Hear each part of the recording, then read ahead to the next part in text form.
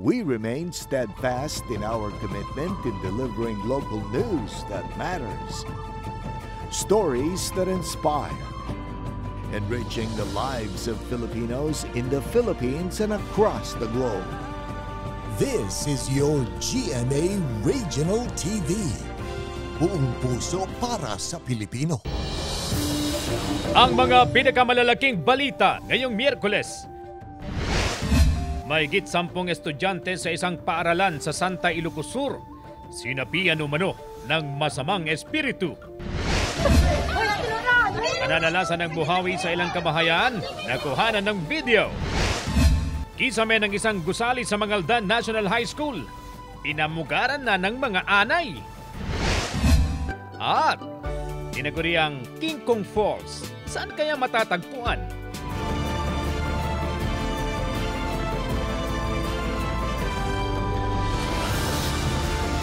Ito ang GMA Regional TV 1 North Central Luzon. Masantos siyang aram na imbag gamale maya pagat panapon kapuso. Narito na ang 1 North Central Luzon. Hatid namin ang mga pinakamalalaki at pinakahuling balita sa Hilaga at Gitnang Luzon. Live mula rito sa GMA Dagupan Station, ako po si Chris Zuniga. Namumutik-tik na anay sa kisame ng isang gusali ang problema ngayon sa Mangaldan National High School. Tutukan sa ulat ni Jasmine Gabriel Galban. Pinamugaran na ng anay ang kisame ng carpentry building sa Mangaldan National High School. 4 na silid-aralan ng apektado. Halos matuklap na ang kisame dahil sa mga anay. Peligroso na sa mga guro't estudyante. Kaya minabuti ng pamunuan ng paaralan na ayusin ang gusali. Anay po. At saka sa kalumaan na rin. Hindi naman daw apektado ang klase ng mga learner. Pinapagamit natin siya pero yung isang room dun sa may dulo at transfer po namin siya ng ibang room. Mainam daw na maayos ang silid-aralan para sa kaligtasan ng mga estudyante at kanilang guro. Makati sa katawan kapag nakakapit. Target ng Manghay na matapos ang repair sa loob ng 1 linggo. Mula sa MOOE ng paaralan ang ginamit na pondo sa rehabilitasyon. Kasama si Ron Alice Trittaniedo, Jasmine Gabriel Galban, 1 North Central Luzon.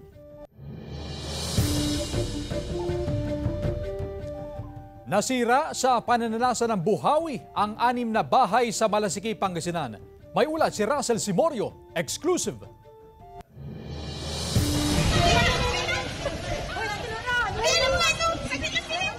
Sa cellphone video na ito nakuha sa Barangay Asin East, Malasiki, Pangasinan, tulong-tulong ang mga residente na hawakan ng pinto ng isang gusali upang hindi tangayin ng malakas na hangin.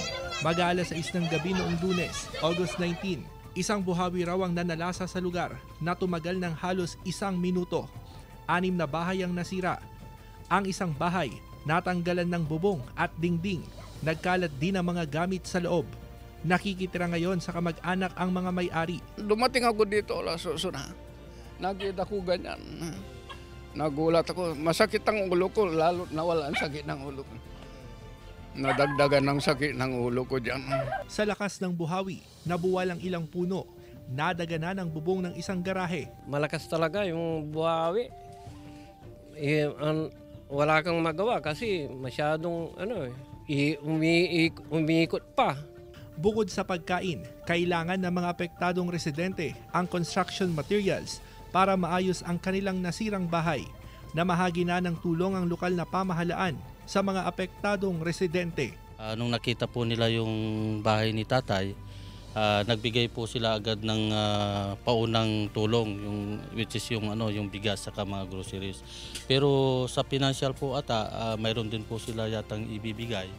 Kasama si Daryl Peralta, Russell Simorio, 1 North Central Luzon. Mahigit 10 estudyante naman sa isang paaralan sa Santa Ilocos Sur, sinapian daw ng masamang espiritu. Tunghayan sa ulat ni Ivy Hernando. Suspendido ang klase sa Rancho National High School sa Santa Ilocos Sur dahil sa sunod-sunod na insidenteng pagsapi umano ng masamang espiritu sa ilang learners. Isa sa kanila si Jenny, di tunay na pangalan. Sa pahintulot ng kanyang magulang, ikwinento ni Jenny ang nangyari sa kanya sa loob ng kanilang silid-aralan umaga noong Lunes. Nakakita raw siya ng multo ng isang bata na dahilan ng pananakit ng kanyang tiyan at pagsusuka. Yung mata niya po na black, yung ulo niya po tago-dugo. Umiyak po ako, tapos di ko na po alam ginagawa ko. Umabot daw sa 11 ang bilang ng mga estudyanteng umano'y sinapian ng masamang espiritu. Chiplasan man ti, ranchon man ti, nakakita kanya na nga nakaidan nga adote mang tengtengel kanya naman. Nakalamlamiis nga agsisikil di bagi na ma'am. Arigan din na kahit ti mapanaglasar, arigan ma'am. Kaya tanong ta, pausong lati pampanunutan na ma'am. Nakausap ng news team ang prinsipal ng paaralan pero tumanggi mabigay ng pahayag. Magbabalik eskwela ang mga estudyante sa August 27. In the Bible times po kasi nangyayari na yan, it's witchcraft. Sa demonyo po yan. We need to have a personal, intimate relationship with God. Ayon sa isang psychologist, posibleng mass hysteria o collective psychogenic illness ang nangyari kung saan nakaranas ng sintomas sa mga estudyante dahil sa matinding emosyon, tension o stress. So meron din tayong tinatawag na emotional contagion. Ibig sabihin, yung matinding emosyon, pwede niyang mahawaan yung ibang tao na kung saan itong mga taong ito ay vulnerable or yung madaling ma-stress or madaling matakot. Posibleng epekto rin umano ito ng pagod, gutom, puyat o stress sa pag-aaral. Kaya't mahalaga raw ang psychological first aid, counseling at stress debriefing. Kasama si Norman Raca, Ivy Hernando, One North Central Luzon. 24 na kaso ng dengue na itala sa Barangay Bunuan Gazette sa Dagupan City. Samantala mahigit 3,000 dengue cases naman ang naitala sa buong Region 1 mula January hanggang August 2024. Yan ang balitang tinutukan live ni Claire Lacanilaw Dungka. Claire?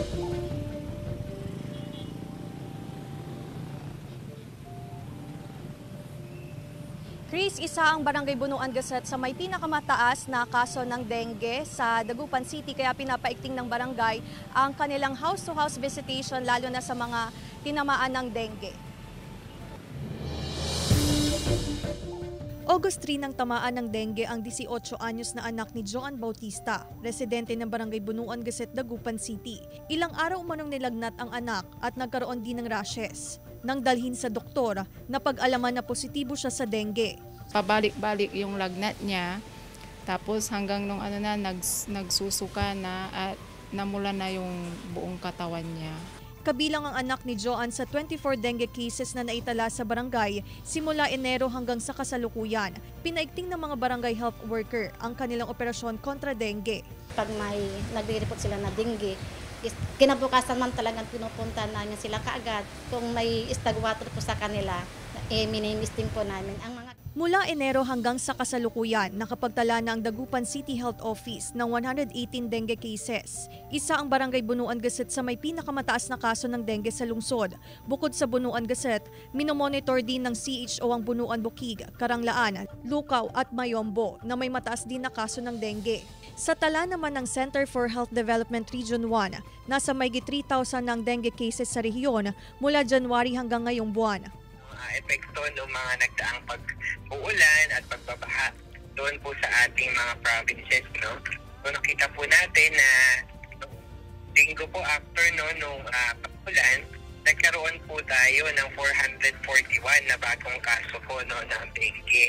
So yun po yung nagpataas. Chris, upang maiwasan ang pagtaas pa ng kaso ng dengue, tuloy-tuloy naman ang pagsasagawa ng fogging at misting operation ng CHO lalo na sa mga paaralan at barangay. Mahigpit din ang kanilang monitoring sa mga barangay na nakakapagtala ng mataas na kaso ng dengue. Chris. Maraming salamat, Claire Lacanilaw Dungka. Ilang livestock farmers sa Calasiao, Pangasinan, doble ang pag-iingat sa banta naman ng respiratory diseases sa mga alagang hayop. Sundan sa report. Kumikitang Isang kabuhayan para kay Mang Nardo mula Barangay Longos, Calasiao, Pangasinan ang pag-aalaga ng pato at manok. Kaya todo ang pag-iingat niya laban sa respiratory disease na tumatama sa mga ito. Siniguro niyang sapat ang pagkain at bitamina sa mga alagang hayop. Pag may sipon, bibigyan ko na sila ng mga gamot para mawala yung sipon. Dahil sa tag-ulan, tapos init, ay ganun na nakakasakit sila. Problema raw tuwing may nagkakasakit sa kanyang mga alagang hayop dahil mabilis ang hawaan. Hindi mo maagapan yung gamot, madali lang mawaan sila. Ayon sa Provincial Veterinary Office, uso ngayon ang respiratory disease sa mga domestic animal dahil sa pabago-bagong panahon. Bukod sa ASF, maaari ring tamaan ng respiratory disease ang mga alagang hayop. Very common po yan, sir, pag gatong talagang panahon. Yung inuubo, sinisipon, yan po sa yung mga common naman na respiratory problem po ng ating mga alagang hayop pag itong panahon. Kasama si Daryl Peralta, Russell Simorio, One North Central Luzon. Nagpasiklaban ang 10 grupo ng mga mananayaw sa Parabur Festival 2024 sa Tuaw, Cagayan. Tunghayan sa report. Nagpakitang gilas ang 10 grupong kalahok sa street dancing bilang bahagi ng pagdiriwang ng Parabur Festival sa Tuaw, Cagayan. Suot ang makukulay na costume at props, nagpasiklaban sa paghataw ang mga mananayaw upang ipakita ang masaganang kultura at nakagawian ng mga Tuwawenyo. Itinanghal na kampyon ng tribo Manalon na kinabibilangan ng barangay Naruangan, Mambakag at Bugnay na nakapag-uwi ng 50,000 pesos na cash prize. Pumangalawa ang tribo Maru at sinundan ng tribo Kamaitan. Ipinagdiriwang ang Piding Festival sa Calayan Island sa Cagayan. Ang piding ay isang uri ng ibon na tanging sa isla lamang ng Calayan matatagpuan. Sa kanilang dance exhibition, nagbihis ibon ang mga kalahok. Masaya ang lokal na pamahalaan dahil marami pa ring piding sa kanilang lugar. Inanunsyo ang opisyal na pagkakatuklas ng piding noong August 16, 2004. Iba't ibang aktibidad ang isinasagawa sa pagdiriwang. Claire Lacanilaw Dongka, One North Central Luzon. Ito ang GMA Regional TV One North Central Luzon.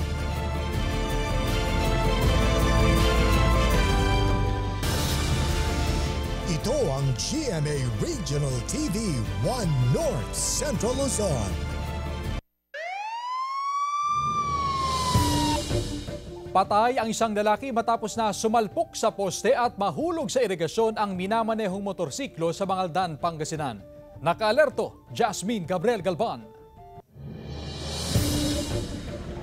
Sa video na ito, makikita ang isang lalaking nakahandusay sa irrigation canal sa Barangay Poblasyon, Mangaldan, Pangasinan. Gabi noong Lunes, August 19. Duguan ang mukha. Tulong-tulong ang mga rescuers sa pag-ahon sa kanya sa kadinala sa ospital. Pero hindi na umabot ng buhay. Nakilala ang biktimang si John Paul Camara Diaz, 24 anyos at residente ng Barangay Palwa ng parehong bayan. Bumisita si John Paul sa kanyang mga magulang sa Barangay Bunlag at pauwi na sana na mangyaring aksidente. Inuman ng konti rito. That was siguro mga around 8 o'clock. Pauwi na siya, dumaan siya sa amin pa sa bahay. Nagmano, uwi na ako, tito, tita, sabi niya.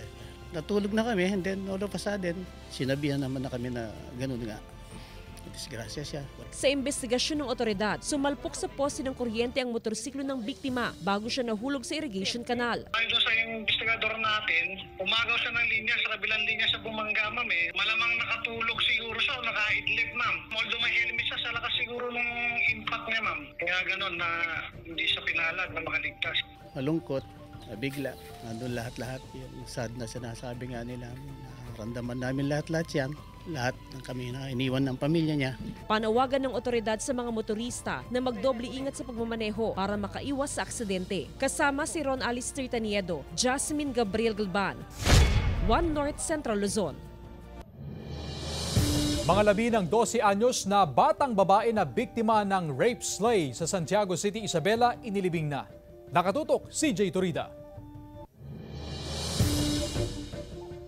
Inilibing na noong Sabado ang 12 anyos na batang babaeng biktima ng rape slay sa Santiago City sa Isabela.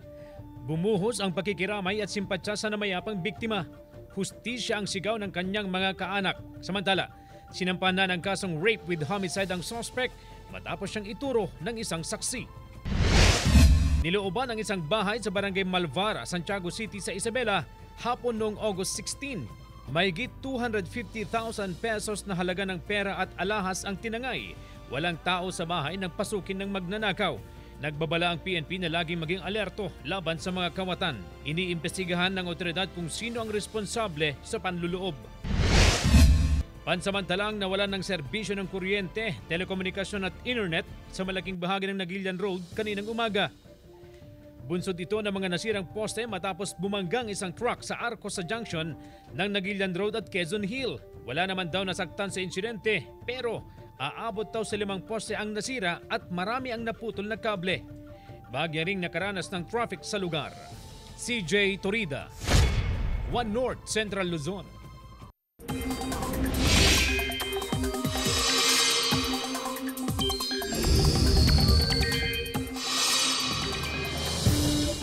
Mga kapuso, tumaas pa ang posibilidad na malapit na magsimula ang La Nina. Ayon sa Pag-asa, nasa 70% daw ang tsansang darating ang La Nina sa bansa ngayong Agosto hanggang Oktubre.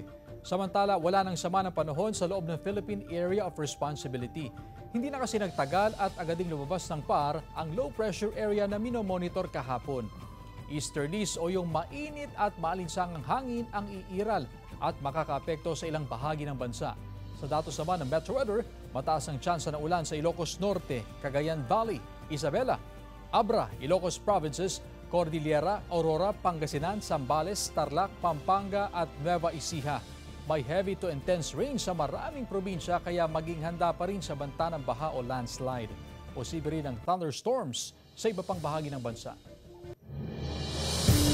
Konstruksyon ng Barangay Hall ng Longos, Calasiao, Pangasinan itinuloy na matapos ang 2 taong pagkakatenga.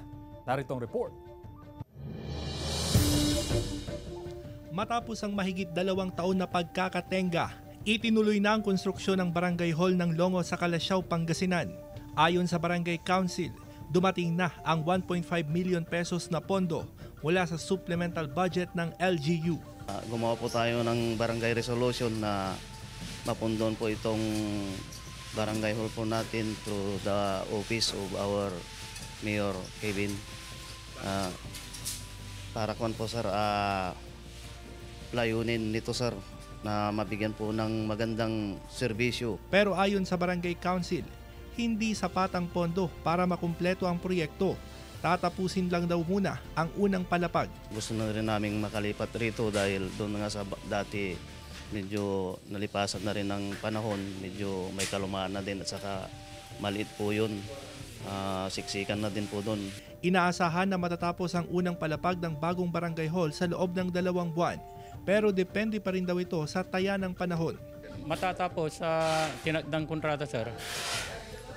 Kasi pag walang ulan, diretso rin yung trabaho sir. Pag ulan, lalo na sa labas, tigil ang trabaho. Kasama si Daryl Peralta, Russell Simorio, One North Central Luzon. Samantala, ilang lolo at lola sa Dagupan City matiyagang naghahatid ng kani-kanilang mga apo sa paaralan. Silipin sa report. Hindi raw natatapos ang pagiging magulang kahit pa malalaki na at nagtatrabaho na ang mga anak.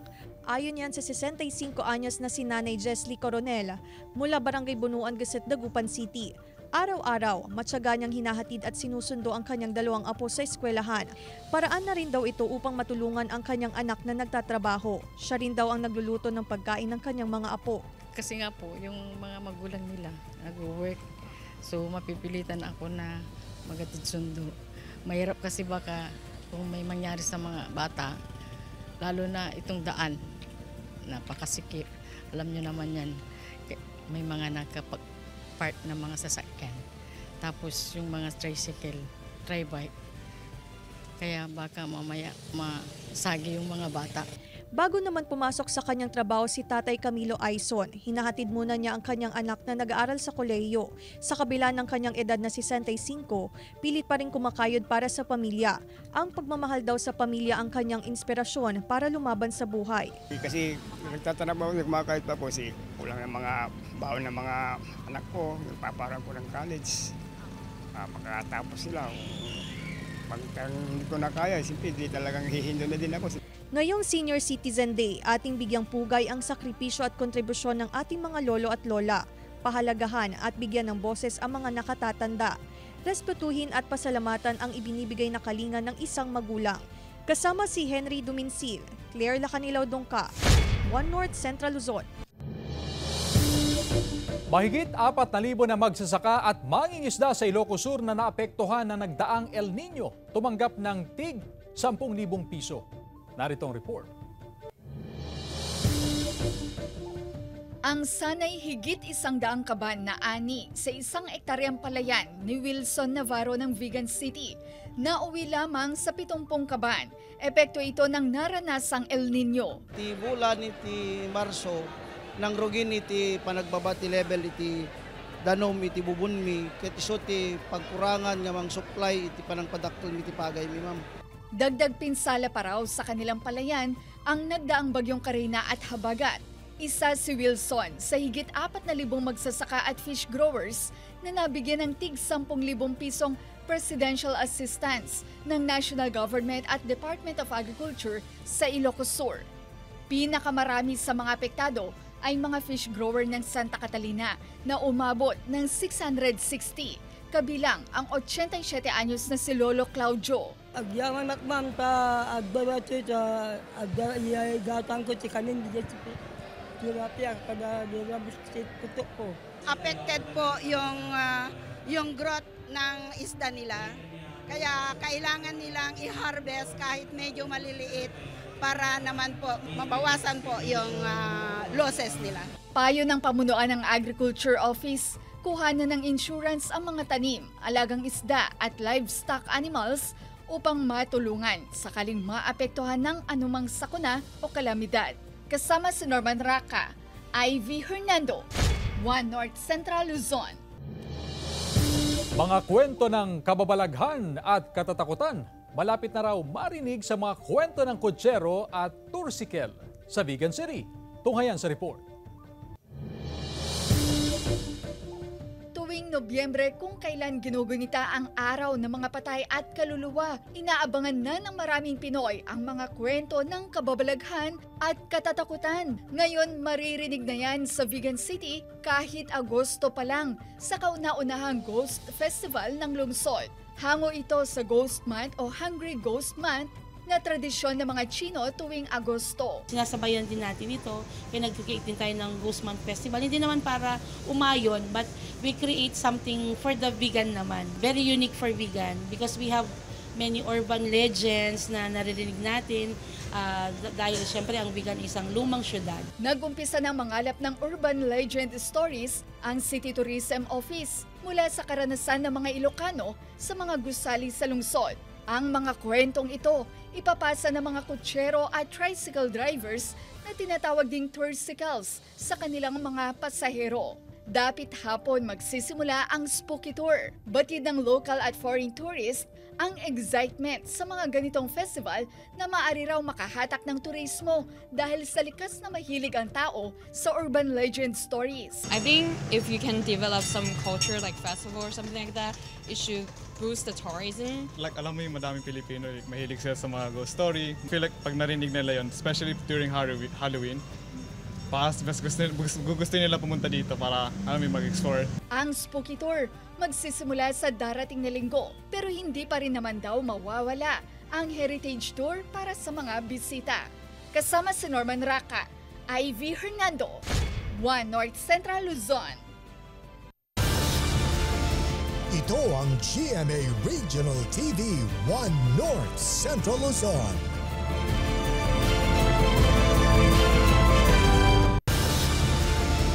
Ito ang GMA Regional TV 1 North Central Luzon.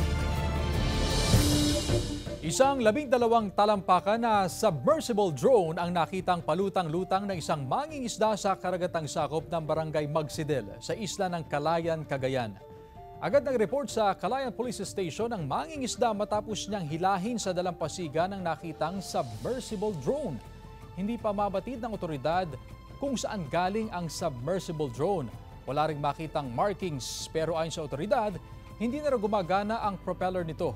Nakalubog daw ang sensor o optical lens ng submersible drone nang makita ng mangingisda. Ipinasakamay na ng Philippine Coast Guard ang submersible drone para sa nararapat na investigasyon.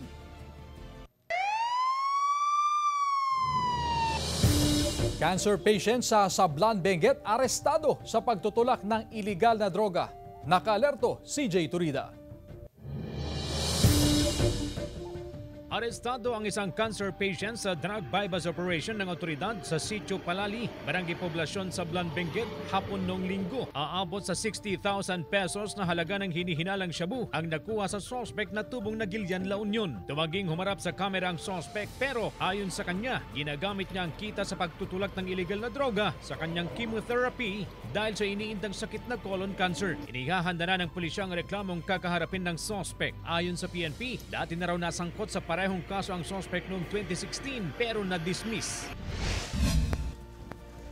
Sinalakay ng mga otoridad ang umano'y drug den sa Purok Ongasan, Luwakan proper sa Baguio City. Gabi noong Sabado, naabutan ng mga otoridad ang ilang kalalakihan na gumagamit ng iligal na droga. Nagkalat din ang mga iligal na droga sa loob. 7 katao ang hinuli na pawang dayo sa lugar. Nasa 66 na pakete ng hinihinalang shabu at 100 gramo ng marijuana ang nasamsam sa operasyon. Sasampahan ng reklamo ang mga suspect na tumanggi nang magbigay ng pahayag. CJ Torida, One North Central Luzon. Pagmumultahin na simula sa August 31, 2024 ang mga motoristang dadaan sa mga expressway na walang Radio Frequency Identification o RFID devices. Kabilang sa mga pagmumultahin ng mga motoristang walang sapat na load o load balance ang kanilang RFID. Alinsunod dito sa Joint Memorandum Circular ng DOTR, LTO at Toll Regulatory Board o TRB. Base sa circular, ang mga motoristang papasok sa mga toll road na walang valid ID o electronic toll collection device ay magmumulta ng mula 1,000 pesos hanggang 5,000 pesos. Depende sa dami ng paglabag. Sa iba pang balita, 48 anyos na OFW mula sa Cagayan nagkwento ng kanyang karanasan sa nangyayaring tensyon sa Lebanon. Tutukan sa report. Dahil sa patuloy at lumalalang tensyon sa pagitan ng Hezbollah at Israeli forces, hindi raw maiwasang mangambang ilang Pinoy na kasalukuy nagtatrabaho sa Lebanon. Sa Beirut, Lebanon, namamasukan bilang domestic helper ang 48 anyos na OFW mula sa Alakapan, Cagayan na si Robilita Sabado Gallardo. Malayo man daw siya sa sentro ng kaguluhan, pero sa mga nakalipas na araw ay hindi raw mabilang ang dami ng fighter jet na dumadaan sa kanilang lugar. Sa tuwing dumadaan ng mga fighter jet ay tila yumayanig pa daw ang gusaling kanilang tinutuluyan. Yung everyday ba na yung may mga lumilipad sa airspace ng Lebanon, tapos medyo mababa, naririnig po namin yung sinasabi nilang sound barrier na 2 beses ng mga jet. Sa kabila ng tensyon sa Lebanon, hindi raw niya naiisip na umuwi ngayon sa Pilipinas. Maayos naman daw ang kanyang kalagayan. Regular din daw niya nakakausap ang mga kaanak sa Pilipinas. At nangako ang kanyang employer na hindi siya pababayaan o iiwan sakaling kailanganin nilang lumikas sa ligtas na lugar. Para po sa akin, as a single mom pa din, at saka ako po yung sumusuporta sa magulang, ganyan, hindi ko po afford na mawala ng trabaho. Kasalukuyang nasa Alert Level 3 ang Lebanon, kung saan pinapayagan ng voluntary repatriation. Kasunod nito, nakikipag-ugnayan ang Migrant Desk Office ng Mangaldan sa OWA para malaman kung may mga kababayan silang nagtatrabaho sa Lebanon. Yun nga po ma'am, ang nangyayari kasi pag yung case ng repatriation, tayo po ay in cooperation sa OWA. So ang nangyayari doon, tayo po ay pumupunta sa barangay, yes po, at sinasabi din po natin yung status ng kababayan po natin at sinasabi na rin po natin kung kailan siya posible na uuwi at most probably tayo din po yung susundo sa kanya sa airport. Sa ngayon, wala umanong taga-Mangaldan ang napaulat na nagtatrabaho sa Lebanon. Kasama si Ron Alistair Taniedo, Jasmine Gabriel Galban, One North Central Luzon.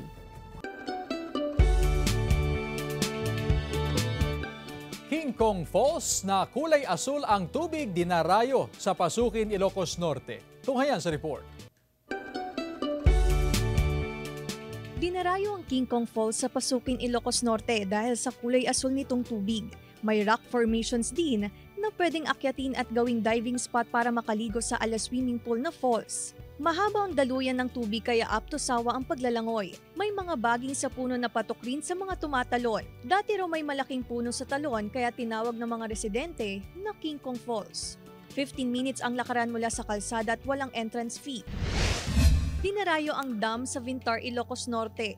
Malamig at malinis kasi ang tubig kaya patok sa mga nagtatampisaw. Swimming pool din ang kulay ng tubig kaya may enjoy ang pagliligo. Katamtaman lang ang lalim ng tubig kaya suwak din sa mga bata. Tanaw rin ang berdeng kabundukan. Maganda itong pasyalan ngayong darating na long weekend. Claire Lacanilaw, Dongka, One North Central Luzon.